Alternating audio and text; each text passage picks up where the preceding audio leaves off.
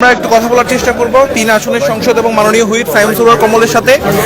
এই যে আওয়ামী লীগ অফিসে হামলা, ছাত্রলীগ নেতাকর্মীদের উপর মারধর এবং আন্দোলনের নামে যেই অরাজক পরিস্থিতি কক্সবাজারে সৃষ্টি হয়েছে, এ নিয়ে আপনার মন্তব্য কি? আপনার মত, আপনার এবং যেই অরাজক পরিস্থিতি যারা সৃষ্টি করছে তাদের আপনার বার্তা কি?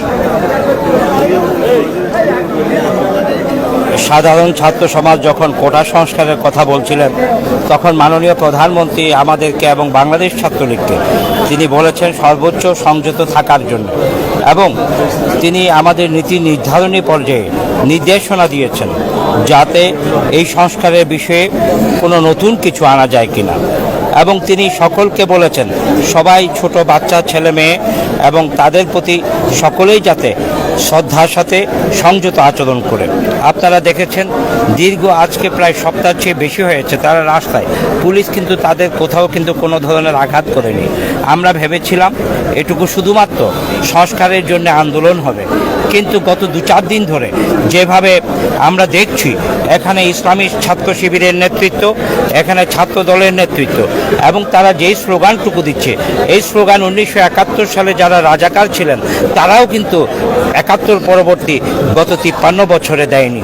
এই স্লোগান তারা দিচ্ছে, হয়তো তারা জানে না 71-এর মুক্তিযুদ্ধের সময়ে এই স্লোগানটুকু ছিল রাজাকারদের স্লোগান। তারা মুক্তিযোদ্ধাদের হত্যা করেছে, তারা আমাদের ঘরবাড়ি জ্বালিয়ে দিয়েছে, তারা এখানে নারীদেরকে ধর্ষণ করেছে এই স্লোগান দিয়ে। নতুন প্রজন্ম জানে না হয়তোবা, কিন্তু তারা যেভাবে স্লোগান দিয়ে জানান দিচ্ছে আমি কে তুমি কে, রাজাকার রাজাকার, এটি কিন্তু অশালীন এবং এটি রাষ্ট্রীয় অপরাধ, এটি স্বাধীন রাষ্ট্রের বিপক্ষে, এটি একটি স্লোগান। তাদেরকে জানতে হবে কোটা সংস্কারের কথা তারা বলছে, কিন্তু কোটা সংস্কার, আমরা তো কোটা সংস্কারের পক্ষে, আমরা তো বিপক্ষে কেউ নই। অথবা কোথাও যদি কোনো ধরনের কোটার যদি সংখ্যা বেশি থাকে সেটিও কিন্তু সংশোধনযোগ্য। আদালতের দিকে মাননীয় প্রধানমন্ত্রী বলেছেন আদালতে নিষ্পত্তি করবে, মহামান্য আদালতের দিকে আমরা তাকিয়েছিলাম, কিন্তু এখানে কোটা সংস্কারের কোটা তুলে নেওয়ার জন্যে যেই কথাটুকু ঢাকা থেকে ছড়িয়ে দেয়া হচ্ছে তার বিপক্ষেও কিন্তু আমার কথা আছে। আমার সম্মানিত কক্সবাজারবাসী, আমাদের কক্সবাজারে ভালো শিক্ষা প্রতিষ্ঠান নেই। বাংলাদেশের শুধুমাত্র কয়েকটি জেলায় ভালো শিক্ষা প্রতিষ্ঠান আছে, সেখানে মেধাবী ছাত্ররা সেখান থেকে ভালো পাশ করে চলে আসে। এখন যদি কোটা তুলে দেওয়া হয়, আঞ্চলিক কোটাও, তাহলে কক্সবাজারের কোনো ছেলে মেয়ে সে ঢাকা বিশ্ববিদ্যালয়ে পড়াশোনা করলেও সে চাকরি পাবে না। তাহলে আমাদের ছেলেমেয়েরা কক্সবাজার সরকারি কলেজের কোনো ছেলে মেয়ে চাকরি পাবে না। আমরা চাই আঞ্চলিক কোটা।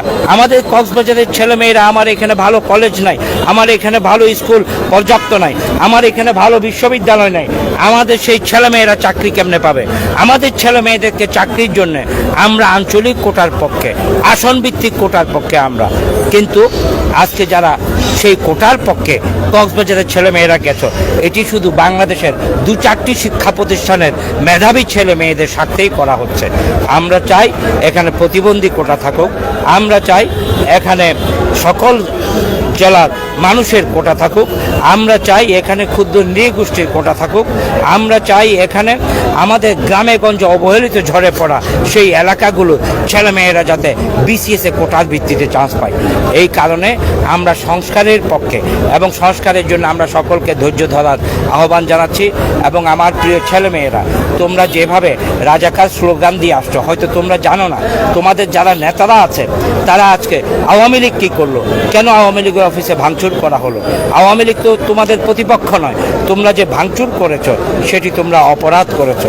আমি হয়তো ছেলেমেয়েরা বুঝবে না, আমার এলাকার প্রত্যেক অভিভাবককে বলবো, আমি সংসদ সদস্য হিসেবে সকলের সাথে সমন্বয় থাকার চেষ্টা করেছিলাম, কিন্তু এখন সেই ছাত্রলীগের বিপক্ষে, ছাত্রলীগ এখানে কি দোষ করলো?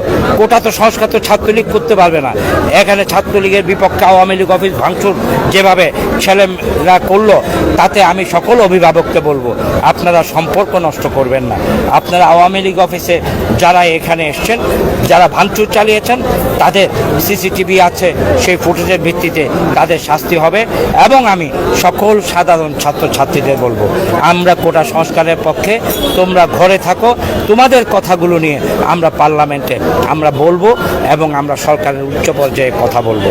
তোমরা ঘরে থাকো, তোমরা অশান্ত করিও না, তোমরা গাড়ি ভাঙচুর করিও না, তোমাদেরকে দেশকে পিছনে রেখে সামনের কাতারে লাঠি নিয়ে যারা দৌড়ে তারা কিন্তু যুদ্ধ চায়। মনে রাখবা, আমাদের ছেলেমেয়েরাও বড় হয়ে গেছে, তারাও যদি যুদ্ধে নামে তখন টিকে থাকতে পারবে না, কারণ রাজাকারদের পিছনে কিন্তু পাকিস্তানি শক্তি আর নাই, কিন্তু আমাদের পিছনে মুক্তিযুদ্ধের শক্তি আছে। আমি সকলকে ধন্যবাদ জানাচ্ছি।